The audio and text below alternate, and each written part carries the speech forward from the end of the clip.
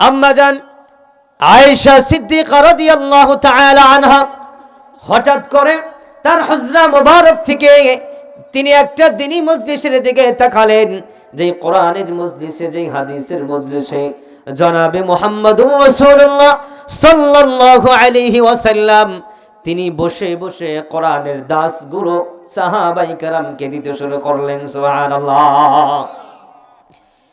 এবার যখন দ্বীনি কোরআনের মজলিসের দিকে যখন তিনি তাকালেন, তাকানোর সঙ্গে সঙ্গে তিনি দেখতে পেলেন আসমান থেকে এত পরিমাণ মুসলধরে উম্মতি মুহাম্মাদের উপরে, সাহাবায়ে কেরামের উপরে, রহমাতুল লিল আলামিনের উপরে এমন পরিমাণ বৃষ্টি নাজিল হচ্ছে যে বৃষ্টি দিয়া ওনার চক্ষুগুলো বলতেছে, আম্মা জান আয়েশা রাদিয়াল্লাহু তাআলা আনহার চক্ষুগুলো বলতেছে বৃষ্টির পানিতে আমার স্বামী রহমাতুল লিল আলামিন ভিজে যাচ্ছেন। সুবহানাল্লাহ। স্বামীর প্রতি দয়া, রহমাতুল লিল আলামিনের প্রতি দয়া, দয়াল নবীর প্রতি দয়া করে মায়া করে একটা গামছা নিয়ে দরজার সামনে দাঁড়িয়ে রইলেন। চিন্তা করলেন রহমাতুল লিল আলামিন যখন ঘরের মধ্যে যখন প্রবেশ করবে, একটা গামছা অথবা একটা তয়লা, একটা টাওয়েল নিয়ে দাঁড়িয়ে রইলেন রহমাতুল লিল আলামিনকে দ্রুত পানি থেকে মুছে যেন অবসর নিতে পারে। সুবহানাল্লাহ।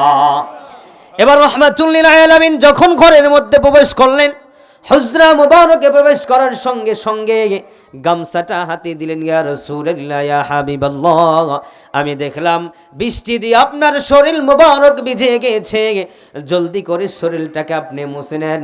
এবার রহমাতুল লিল আলামিন হাতটা এইভাবে এগিয়ে দিয়ে বলে, আয়েশা রে, আমার গায়ের মধ্যে একটু হাত দিয়ে দেখো, আমার গা পানি দিয়ে ভিজা না শুকনা।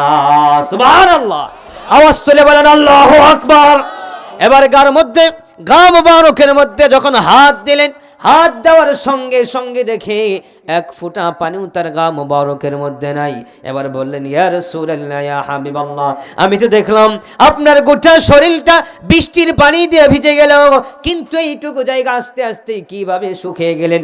রহমাতুল লিল আলামিন বলেন, আয়েশা রে, আমার শরীর পানি দিয়ে ভিজে নাই, কিন্তু আমি আশ্চর্য হচ্ছি তোমার এই দুইটা চক্ষু আল্লাহর রহমতকে কিভাবে দেখতে পায়। আল্লাহু আকবার।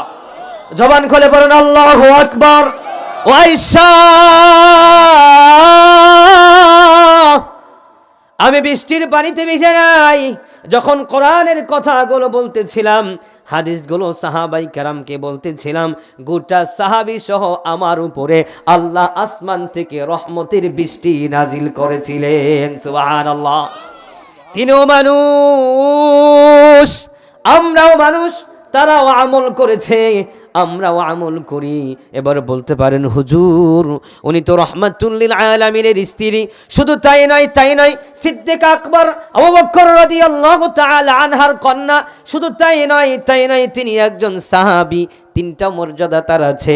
আমাদের কি মর্যাদা আছে? আমি বলি আমাদের মর্যাদা সাহাবায়ে কেরামদের থেকেও তুলনামূলক বেশি আছে। সুবহানাল্লাহ। ভুল বুঝবেন না কথাটা। কেন বলি শুনেন।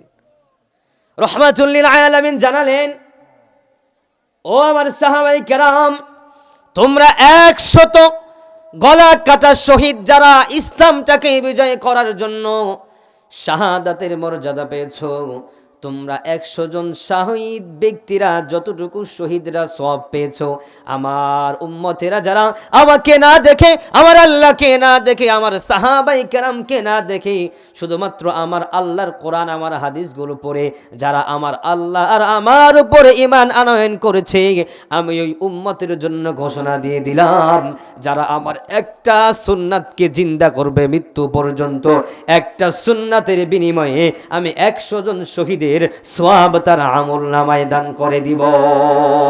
হয় নাই মুসলমান? আওয়াজ তোলে সুবহানাল্লাহ। সবাই মিলে একসাথে আল্লাহু আকবার। আরো জোরে পড়ুন আল্লাহু আকবার। ও বাজান, আমরা তো সেই মুসলমান, আমরা নবীকে দেখি নাই, আমরা নবীর সাহাবীদেরকে দেখি নাই, আমরা আল্লাহকে দেখি নাই, শুধুমাত্র কোরআনুল কারীম তেলাওয়াত করে, আল্লাহর কোরআনতেও পড়ে, রহমাতুল লিল আলামিনের হাদিস পড়ে আমরা চলেছি। আমাদের জন্য ওই অফার দিয়েছে, বোঝা গেল তাদের থেকেও আমাদের আমল করার সুযোগ বেশি রয়েছে। চিল্লায়া বলেন ঠিক কিনা? তাহলে